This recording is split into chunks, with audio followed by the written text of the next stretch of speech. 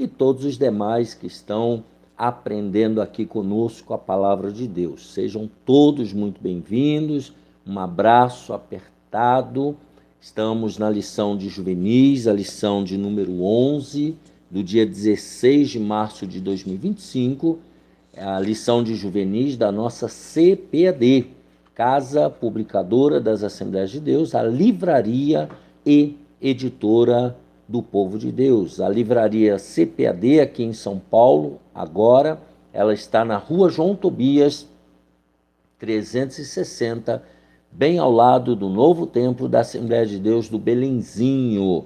Ali no Belenzinho, também no novo templo, no térreo, você tem a livraria da associação.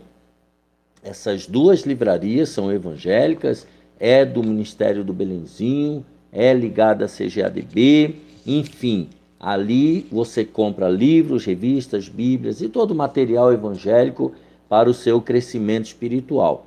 E a livraria Provix, que é a livraria online do nosso amigo pastor Fernando Andrade, nosso parceiro, nosso amigo aqui. Quando você compra online com o pastor Fernando, você ajuda diretamente aqui o nosso canal. Já quero também agradecer ao irmão Reginaldo e à sua esposa, irmã Francileide, por ter nos cedido esse espaço provisório para aqui nós funcionarmos o nosso estúdio. Deus abençoe irmão Reginaldo, irmã Francileide, sua família. Deus abençoe também irmão Josué, marido da Marilena, todos os irmãos da congregação do BNH, do setor 50, do Belenzinho. Então Deus abençoe o irmão Josué, que também tem nos ajudado aqui com esse cenário, né, com o tablado, carpetado, a questão do som. E Deus abençoe ele, sua casa, sua família, e multiplique as bênçãos sobre o irmão Josué.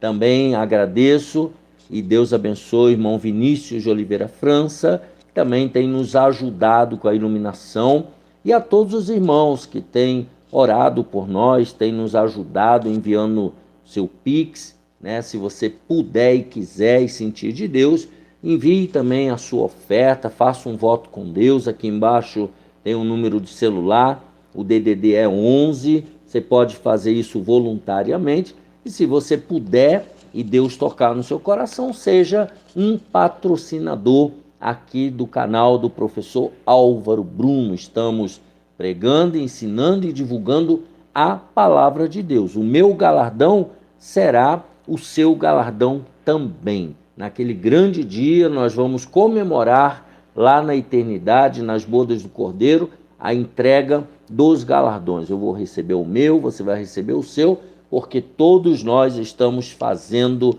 a obra de Deus. Deus abençoe também minha esposa Raquel, meu filho Gabriel e Bianca, minha família, que é o nosso suporte, e nós precisamos desse suporte todos os dias. Vamos lá então? Não esquecendo, deixa aqui embaixo o seu gostei, isso é muito importante, se inscreva no canal, compartilhe essa videoaula com o maior número de pessoas para que elas também sejam abençoadas por Deus, e incentive essas pessoas também a se inscreverem no canal. E, se possível, deixa aqui embaixo um comentário, um bom dia, uma boa tarde, uma paz do Senhor, uma crítica construtiva.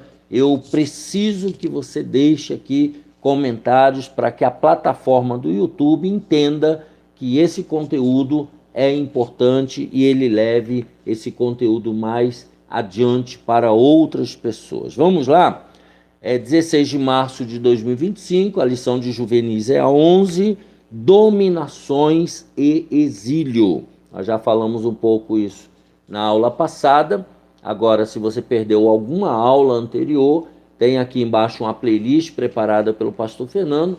Vai lá, assista as aulas anteriores, veja o conteúdo. Se tiver alguma coisa, faça algum comentário. Isso é muito importante. O texto está em 2 Reis 17:20, que diz assim: pelo que o Senhor rejeitou a toda a semente de Israel e os oprimiu e os deu nas mãos dos despojadores, até que os tirou de diante da sua presença.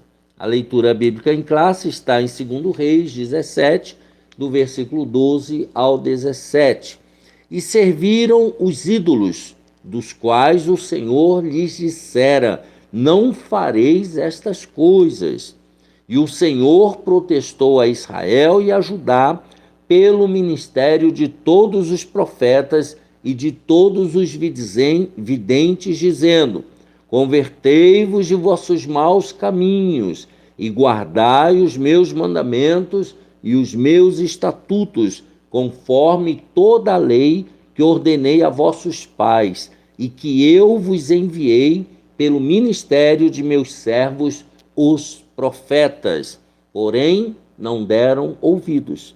Antes endureceram a sua cerviz, como a cerviz de seus pais, que não creram no Senhor, seu Deus, e rejeitaram os estatutos e o concerto que fizera com seus pais, como também os testemunhos com que protestara contra eles, e andaram após a vaidade e ficaram vãos, como também após as nações que estavam em roda deles, das quais o Senhor lhes tinha dito que não fizessem como elas. E deixaram todos os mandamentos do Senhor seu Deus, e fizeram imagens de fundição, 2 bezerros, e fizeram um ídolo do bosque, e se prostraram perante todo o exército do céu, e serviram a Baal. Também fizeram passar pelo fogo a seus filhos e suas filhas, e deram-se a adivinhações, e criam em agouros, e venderam-se para fazer o que era mal aos olhos do Senhor, para o provocarem a ira. Quais são os objetivos desta lição? Primeiro, relatar a destruição de Samaria, Reino do Norte, abordar o contexto da queda de Jerusalém, Reino do Sul, e refletir sobre a ida e a vida do povo de Deus no cativeiro. Foram levados cativos. Vejamos a queda de Israel, os desvios morais de Samaria, capital do Reino do Norte. Israel, ou seja, as 10 tribos do Reino do Norte, que ficou com Jeroboão, você lembra disso? Jeroboão. Foi tomado pela Assíria, sob o governo do rei Oséias. Então, Oséias era o governante nessa época do Reino do Norte. Ele não serviu ao Senhor, segundo Reis 17:2, e seus pecados inflamaram a nação, que já vinha em uma sequência de governantes ímpios. Então, Oséias era mais um rei ímpio, né, que adorava ídolos e fazia um monte de coisa errada. Tá? Ele estava seguindo os seus antecessores. Israel, as 10 tribos do norte, desprezava a lei do Senhor, ao ponto de queimar os próprios filhos, oferecendo-os a ídolos. Está lá em 2 Reis 17, de 9 a 17. Então, veja, eles queimavam seus filhinhos a Moloque. Tá?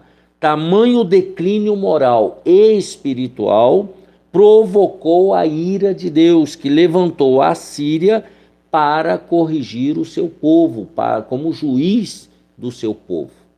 Tá? Portanto, os motivos de sua queda, da queda do Reino do Norte, foram sobretudo espirituais, idolatria, e não políticos e militares. Tá? Então não tinha nada a ver com política, não tinha nada a ver com guerra. Tá? Era tudo, a queda foi por causa espiritual, mas não foi por falta de aviso. Isso aqui é importante. Deus, antes de castigar, ele avisa.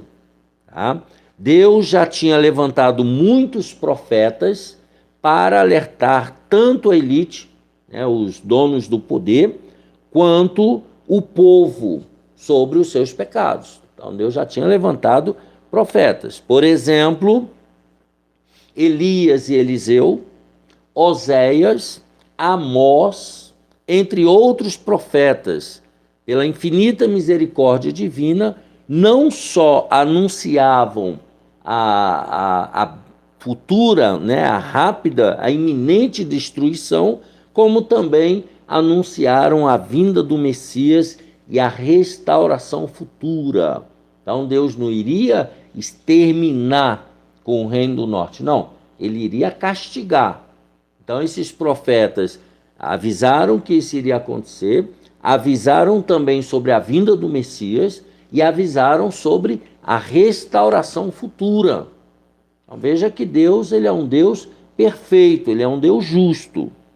Vejamos agora o cativeiro e a destruição. Após 3 anos sitiado pela Síria, em 722 a.C., então a Síria fechou todo o cerco ao redor do Reino do Norte, Samaria. Israel, então, não teve jeito, se rendeu, marcando aí o fim do Reino do Norte como nação. Então a Síria levou cativo o Reino do Norte. A política de dominação da Síria consistia em levar vários povos. Como é que eles faziam? Eles levavam vários povos já dominados, tá, para a cidade recém-conquistada, tá? Segundo Reis 17:24. Então ele pegava vários povos e colocava lá para viver, tá, nessa cidade que foi conquistada. No caso aqui, Samaria, a capital do Reino do Norte. Tal estratégia dos assírios tinha como objetivo eliminar todo e qualquer sentimento de nacionalismo dos subjugados, do povo que foi dominado. Então, eles perdiam a identidade nacional. Pensa, por exemplo, na bandeira do Brasil. Não tinha. Imagina o Brasil sem a bandeira verde e amarela, sem escrito lá Ordem e Progresso. Imagina o Brasil sem a seleção brasileira, por exemplo. Perdia, eles tiravam a nacionalidade das pessoas, no sentido metafórico, tiravam os símbolos nacionalistas. Então, esse sentimento de pertencer a uma nação, eles tiravam, dispersando-os a fim de que nunca mais conseguissem se erguer. Então, o objetivo era que eles se dispersassem, esquecessem que um dia eles foram a nação e cada um ia tomar conta da sua vida.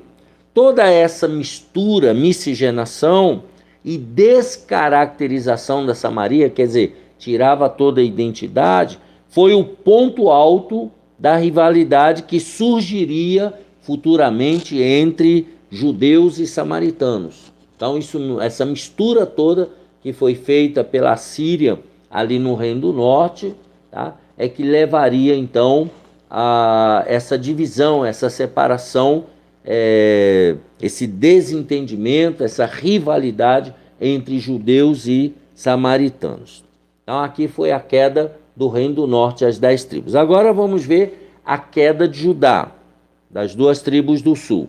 A ascensão da Babilônia. Então, para o Reino do Norte, nós tivemos a ascensão dos assírios. Agora vai ser a ascensão da Babilônia. Após grandes conquistas, a Assíria, aos poucos, foi perdendo força. E aproveitando-se desse enfraquecimento, entre 626 e 612 a.C., a Babilônia, que surgiu como nova potência militar, conquistou o Império Assírio. Tá? A Babilônia agora conquistou aquele que era mais forte, que era a Síria. Conquistando a Síria, conquistou praticamente o mundo inteiro. Judá e sua capital, Jerusalém, localizavam-se numa região de encruzilhada com muitas rotas comerciais. Era um local privilegiado de rota comercial. Por isso, era muito disputada. Todo mundo queria Jerusalém. O Reino do Sul buscou alianças com o Egito para resistir ao avanço da Babilônia. Isso está lá em Isaías 31. Então, o Reino do Sul, Judá e Benjamim, foi se aliar com o Egito, pensando que iria vencer a Babilônia. Queda de Jerusalém. Nabucodonosor conseguiu o controle sobre Jerusalém pela primeira vez em 605 a.C. levou utensílios do templo e alguns hebreus que se destacavam por suas habilidades, dentre eles Daniel e seus amigos Ananias, Misael e Azarias, conforme Daniel capítulo 1, do verso 1 ao 4. Então, a elite, a nobreza, nesse período aqui que nós estamos lendo, 605 a.C., a liderança da nobreza foi levada cativa lá para a Babilônia. O Império Babilônico tinha como política, então a política agora é diferente, né, da política lá dos assírios, tinha como política levar primeiro lá para o cativeiro os intelectuais e influentes, a nobreza, conforme eu falei, com o mesmo objetivo de enfraquecer qualquer tentativa de retomada e restabelecimento da nação. Então, para que não houvesse nenhum levante, né, dos líderes, eles pegavam todos os líderes, reis, e levavam cativo lá para sua terra, lá para a Babilônia. Em 597 a.C., Nabucodonosor cercou Judá novamente, de novo, o segundo levante. O rei Joaquim rendeu-se ao invasor. Então, o rei Joaquim não ofereceu resistência, que confiscou outros bens preciosos do templo e levou cativo à Babilônia agora 10.000 pessoas, dentre elas o profeta Ezequiel. Então agora foram 10.000 levados cativos. Na primeira leva, levou só intelectuais, pessoas da elite. Agora não, agora levou 10.000 pessoas e levou junto o profeta Ezequiel. Mais tarde, a fim de enfrentar uma séria revolta liderada pelo rei Zedequias, que foi o último rei de Judá, Nabucodonosor cercou novamente Jerusalém, a terceira incursão contra Jerusalém. E em 586 a.C., após um prolongado cerco, demorou um pouco, destruiu toda a cidade de Jerusalém e o templo, levando a maioria dos habitantes de Judá para o cativeiro. Ele havia, não está escrito aqui, mas ele havia feito um acordo, colocou esse Zedequias lá para ser o rei de Jerusalém, né, para ele pagar impostos lá para a Babilônia, mas infelizmente esse rei se revoltou contra a Babilônia. Agora vem a terceira incursão. Então, essas três investidas de Nabucodonosor contra Jerusalém ocorreram num período de 14 anos, segundo Reis 24 e 14. Levou aí, Deus me ajude, desculpa, não pode ficar cegado que não vai chegar coronavírus aí não. Assim como o reino do norte, então, a destruição de Jerusalém e o cativeiro do povo de Judá foi consequência também do seu declínio espiritual e moral. Judá também havia entrado pelo caminho da idolatria, da imoralidade, tá? E a sua vida espiritual declinou. E por sucessivas vezes, eles também eles ignoraram a voz do Senhor através dos seus profetas. Eles não deram ouvidos aos profetas que Deus mandou para alertá-los sobre isso. Isaías, Jeremias, Ezequiel, eles não deram ouvidos. Tá? Daniel também, né? O cativeiro babilônico. O povo do reino do sul, Judá, esteve cativeiro na Babilônia por 70 anos. Jeremias tinha profetizado isso. Cumprindo-se assim a profecia de que a terra teria o seu devido descanso, segundo Crônicas 36, 21. Que era um outro pecado que eles estavam cometendo. Eles não estavam descansando a terra. Eles estavam produzindo e não guardava o sábado, não guardava o sétimo ano, não descansa. Não, agora eles iriam ficar no cativeiro enquanto a terra descansava. Enquanto Jeremias profetizava em Judá, Ezequiel, levado na segunda leva de cativos, profetizava aos exilados. Então Ezequiel estava lá na Babilônia, no meio do povo, profetizando lá no cativeiro. Tá? E Jeremias ficou em Jerusalém, profetizando para os que ficaram lá. Jeremias foi o profeta que mais anunciou a chegada do cativeiro. Na verdade, ele foi quase que o único na sua época, né? Mas também por meio dele o Senhor falou sobre o retorno a Jerusalém, né? Profetizando que eles ficariam só 70 anos e depois voltariam para a reconstrução da sua terra. Jeremias e os falsos profetas, isso aqui é gravíssimo. Naquele contexto, na época de Jeremias, os falsos profetas anunciavam que em 2 anos a nação retornaria do cativeiro. Isso os falsos profetas, né, Jeremias 28:3, eram profetas comprados pelo rei, pelos os nobres, para profetizar mentira. Tais apóstatas, ou seja, tais profetas mentirosos, acabavam confundindo o povo. Esses profetas traziam confusão para o povo, porque Jeremias falava uma coisa e esses profetas falsos falavam outra. E o que o povo ia fazer? Entretanto, Jeremias, por ser um verdadeiro profeta, ele era o profeta de Deus, tinha certeza de que o cativeiro duraria os 70 anos e também de que haveria um retorno, haveria uma restauração. Como prova disso, ele comprou as terras de seu tio em Anatote, Jeremias 32, do 6 ao 15. Então, para provar o que ele estava falando, ele comprou essa terra do seu tio em Anatote. A tristeza do povo lá na Babilônia, né? O povo cativo na Babilônia ficou devastado, óbvio, né? Perdeu sua terra, perdeu o templo. Salmo 137 relata: junto aos rios da Babilônia, nos assentamos e choramos, lembrando-nos de Sião. Nos salgueiros que há no meio dela, penduramos as nossas harpas. Aqui está o relato da tristeza do povo lá no cativeiro.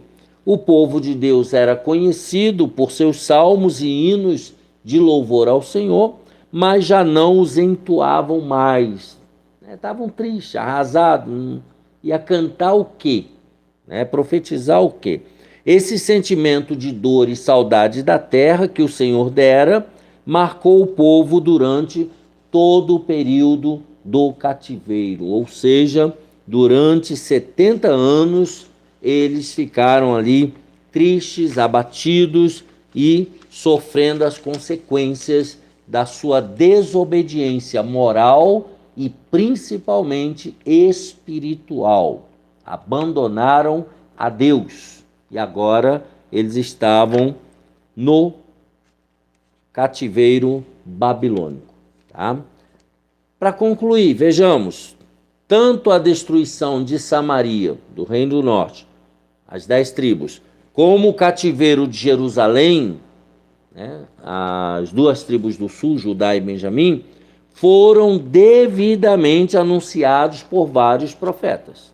Os profetas denunciaram e esperavam que eles se arrependessem. Logo, ninguém foi pego de surpresa, e nem foi por falta de aviso ou de chances de arrependimento que tais fatos ocorreram. Não, isso aqui foi a gota d'água. Eles não se arrependeram, não mudaram a sua rotina, não buscaram ao Senhor. Então, isso nos serve também de reflexão. Será que temos ignorado os avisos e oportunidades do Senhor para nos arrependermos de algo e nos voltarmos para Ele? Aqui é uma lição prática. Será que Deus não tem falado com você, não tem falado comigo acerca de alguma coisa que nós precisamos nos arrepender, mudar a nossa vida, pedir perdão, nos consertar? São para nós refletirmos e nos voltarmos para Ele, né? Será que a gente está deixando passar esses avisos? Então, não aguardemos a destruição para nos consertarmos com nosso Deus e vamos valorizar tudo de bom que Ele nos proporciona. Então, não deixa o caldo entornar, não deixa o leite entornar, né? Se arrependa antes, vamos mudar de vida antes, vamos falar: Senhor, eu errei, me perdoa, tem misericórdia, me ajuda a me consertar. Agora, pouco antes de começar a gravar esse vídeo, eu falei com Deus: Senhor, me perdoa, eu sei que eu sou falho, eu erro, mas tem misericórdia de mim, me ajuda a me consertar. Porque a gente sozinho de nós mesmos é muito difícil. É só com a ajuda do Espírito Santo que está dentro de nós que a gente vai conseguir melhorar, que a gente vai conseguir nos consertarmos, que a gente vai conseguir deixar a idolatria, a mentira, os atos errados de desobediência. É só com a ajuda do Espírito Santo. Então, não espere o castigo de Deus para você se arrepender. Não, se arrependa antes, para que Deus tenha misericórdia. Tá bom? Assim nós terminamos, então, essa lição do dia 16 de março de 2025, a lição 11, falando sobre dominações e exílios, tratando do Reino do Norte, as 10 tribos, né, sob a liderança de Jeroboão, inicialmente, e falando sobre o exílio da tribo de Judá, né, junto com a tribo de Benjamim, levados para o cativeiro por causa da sua decadência espiritual. Deus te abençoe e te guarde, um abraço apertado. Terminamos a lição 11 de Juvenis e até a próxima, se Deus quiser. Não esqueça, deixa aqui embaixo o seu gostei.